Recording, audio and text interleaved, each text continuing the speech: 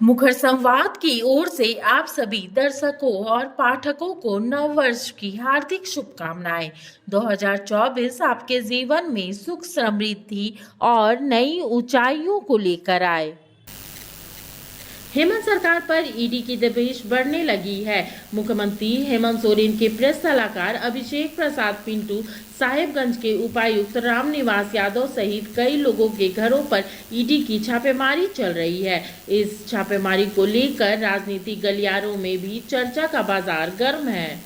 झारखंड में राजनीतिक उठापटक के बीच ईडी फिलहाल सक्रिय हो गई है। ईडी की कार्रवाई को लेकर मुख्यमंत्री हेमंत सोरेन पहले से सशंकित थे और ईडी की टीम आज सुबह लगभग 1 दर्जन से अधिक ठिकानों पर छापेमारी कर रही है। इसमें मुख्यमंत्री हेमंत सोरेन के प्रेस सलाहकार अभिषेक प्रसाद पिंटू भी शामिल हैं।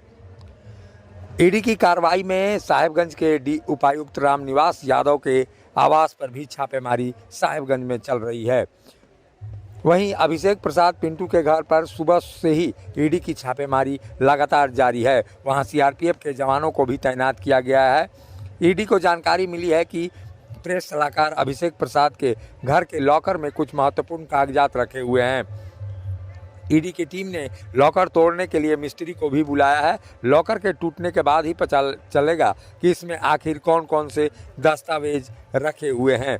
वहीं 1 दर्जन से अधिक ठिकानों पर छापेमारी के बाद ये स्थितियां अभी तक स्पष्ट नहीं हुई है कि क्या कुछ वहां पर हासिल हुआ है। ईडी लगातार राजनीतिक गलियारों में हलचल बनाने के साथ साथ छापेमारी का दौर भी जारी रखे हुए है।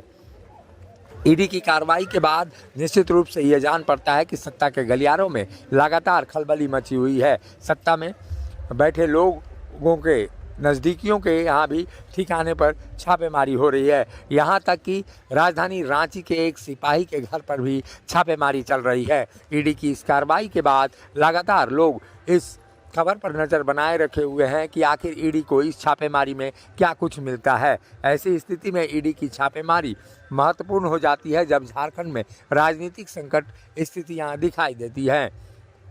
वहीं राज्यपाल सीपी राधाकृष्णन के रांची से बाहर रहने के बाद राजनीतिक कयासों का भी बाजार फिलहाल गर्म है। ऐसी स्थिति में ये कहा जा सकता है कि ईडी की कार्रवाई के बाद सत्ता के गलियारे में हलचल मची हुई है, तो वहीं सत्ता के नज़दीकियों के बीच भी काफ़ी हलचल है।